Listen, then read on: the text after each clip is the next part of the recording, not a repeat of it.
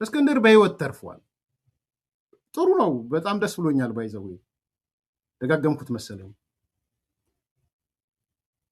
ከተረፈ በኋላ መጥቶ መግለጫ ሰጥቷል። እስክንድር የሰጠው ለዲደብሊው ነው። ይኸውላችሁ እስክንድር ያለው ይሄን ነው።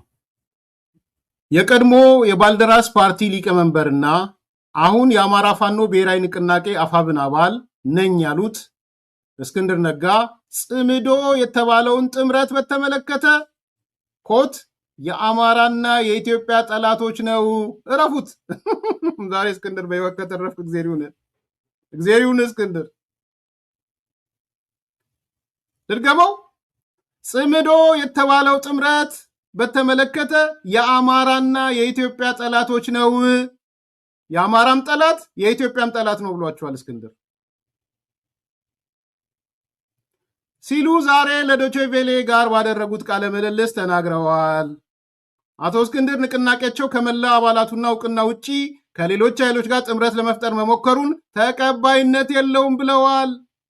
መዓዛ መሐመድ ነይና ድፉት በያ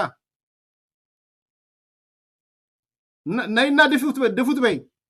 ማነው እንትና ሚሊዮን ብር የሰበሰብክ በእስክንድር ስም ድፉት በል ኑና ወያኔ ሆኗል በሉት። አሁን እስክንድርንም ጀስት ላይክ አሁን እንትና ጀዋርስ ፒፒ እንደተባለ እስክንድር ፒፒ ይባላል። ባይዘው ናና በለው ድገመው። ይኸው የቀድሞ የባልደራስ ፓርቲ ሊቀመንበር እና አሁን የአማራ ፋኖ ብሔራዊ ንቅናቄ አፋብን አባል ነኝ ያሉት አቶ እስክንድር ነጋ ጽምዶ የተባለው ጥምረት በተመለከተ የአማራና የኢትዮጵያ ጠላቶች ነው ሲሉ ዛሬ ለዶቼ ቬሌ ጋር ባደረጉት ቃለ ምልልስ ተናግረዋል። አቶ እስክንድር ንቅናቄያቸው ከመላ አባላቱ እውቅና ውጪ ከሌሎች ኃይሎች ጋር ጥምረት ለመፍጠር መሞከሩን ተቀባይነት የለም ብለዋል። እረፈው። ብራቮ እስክንድር። ባይዘው በጣም አድንቅ ያለው ኢትስ ሪስክ ሃይ ሪስክ፣ በጣም ሃይ ሪስክ ነው። ቬሪ ቬሪ ሃይ ሪስክ ባይዘው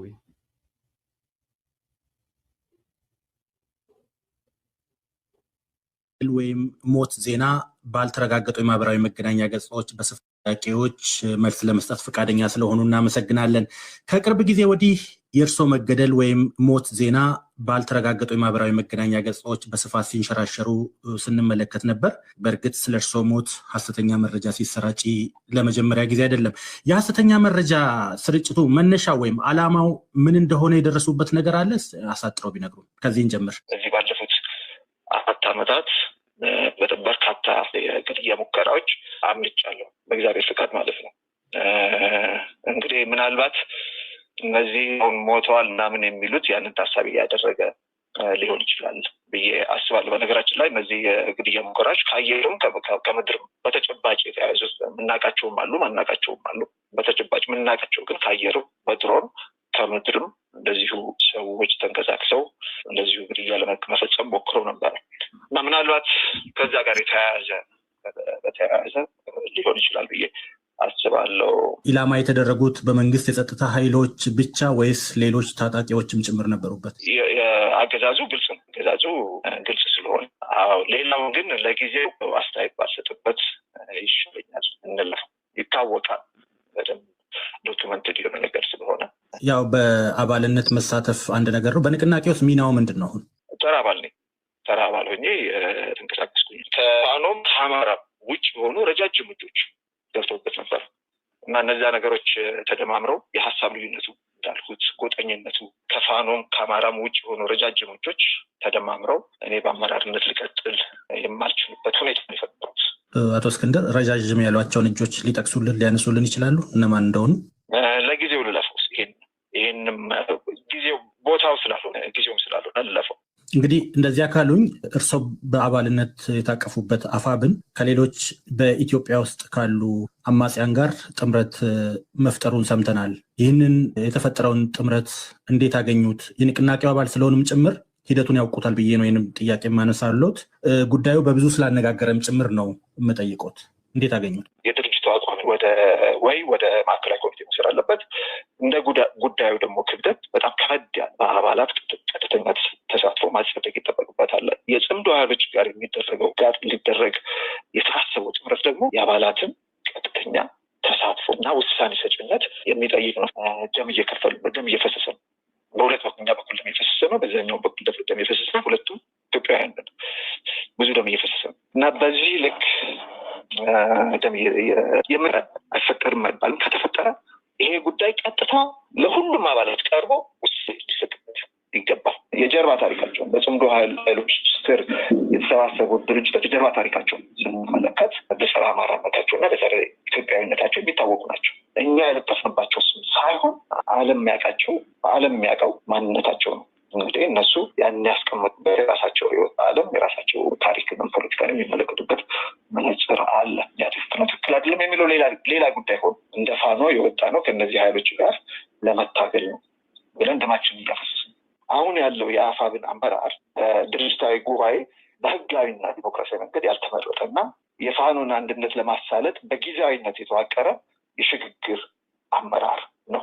እንዳልኩት ከ7 ወር በፊት አፋሃድና አፋባሃ ተዋህደው አፋብንን ሲመሰርቱ ድርጅታዊ ጉባኤ አልተደረገም። ምንም የተደረገው ድርጅታዊ ጉባኤ በሂደት ይደረጋል። ለጊዜው ይህንን አንድነት የሚያሳልጥ የሽግግር አመራር መዋቀር አለበት ተብሎ ጊዜያዊ አመራር በምደባ ነው፣ በምርጫ ሳይሆን በምደባ ነው የተሰየመው ማለት ነው።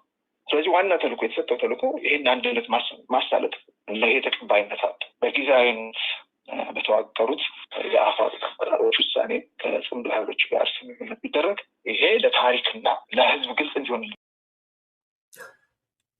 እንግዲህ እግዜር ይሁን እስክንድር መግለጫ ያወጡብሃል። እዚህ ያሉት እነ ማዛ እርምጃ ይወሰድበት ብለው ይመጣሉ። ሌሎቹም አንተ ጋር አብረው የነበሩ ሰዎች ከአንተ ሚሊዮን ብር ምናምን ሲቀበሉ እስኬው ምንድነው ስሙ ታላቁ እስክንድር ምናምን ሲሉ የነበሩ ሰዎች ዘመቻ ይከፍቱብሃል።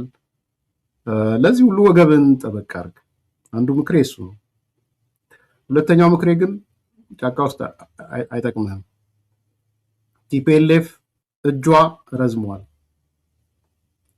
ቲፒኤልኤፍ እጇ ደምህን ደመከልብ አታድርግ። ልንገርህ፣ ደምህን ደመከልብ አታድርግ። የቲፒኤልኤፍ እጅ ከጠብቀው በላይ ረዝሟል። ስለዚህ ይሄ ሰከን ብለህ አስበህ ድርድርም ከሆነ ከፌዴራል መንግስት ጋር ተደራድረህ ወደ ውጭ ሀገር የምትወጣ የድርድር አካል ከውጭ ሀገር መውጣት ከሆነም ወደ ውጭ ሀገር አይ የአማራን ጉዳይ በድርድር እፈታለሁ ምትል ከሆነም እኛም ፌዴራል መንግስቱን ሌላውንም ጨቅጭቀን አንተ የምትላቸው ችግሮች ዘርዝርና እኛም ያመንባቸው ካለ እዚህ መተን እንናገራለን። ቢያንስ በአንድ ወቅት ትረስት በማላችን እንደነበረ አውቃለሁ። ዛሬ እንደሌለ ግን አውቃለሁ። እሱ ቢያንስ ግን አሁን እኔ ህይወትህን አትረፍ ነው የምልህ። ግድ የለም ለልጆችህ ለባለቤትህ ብትኖር ነው የሚሻለው። ሁሉም ያልፋል። ሲያልፍ ደግሞ ደመ ከልቦ ነው። ነገ ከነገ ወዲያ ብልጽግና ገደለው ብለው ነው የሚገሉ። ውጭ ያላችሁ ጓደኞቼ፣ የሱ ጓደኞች ንገሩት። ነገ ይገሉህና ብልጽግና ገደለው ብሎ ደመ ከልብ ነው የሚያደርጉ። በአንተ ገንዘብ መሰብሰብ ይጀምራሉ። ከዛ በኋላ ሟችም ገዳይም ጀግና ይሆናል። ይዛል ሟች አንተ ነህ፣ ገዳይህ አፋብን ነው እና ስረስ ናቸው እነዘመነ ናቸው። ቲፒኤልኤፍ ነው። ተመለስ እስክንድር ተመለስ። ይቅርብህ። ምንም የምታተርፈውም ነገር የለህም። በትጥቅ ትግልም የሚለወጥ መንግስት የለም። በእርግጠኝነት ነው የምነግርህ። እቺን ነገር የዛሬ ዓመት መጥቼ እነግርሃለሁ። ኢትዮጵያ ውስጥ ከዚህ በኋላ በትጥቅ ትግል የሚፈታ የሚለወጥ መንግስት የለም። ኔክስት 5 years ይሄ መንግስት በመንግስትነቱ ይቀጥላል። ከተሳሳትኩ ቀኑ ይጠበቅ። ስለዚህ ተመለስ፣ ህይወትን አትረፍ። ላይክ አርጉ፣ ሰብስክራይብ አርጉ፣ ሼር አርጉ።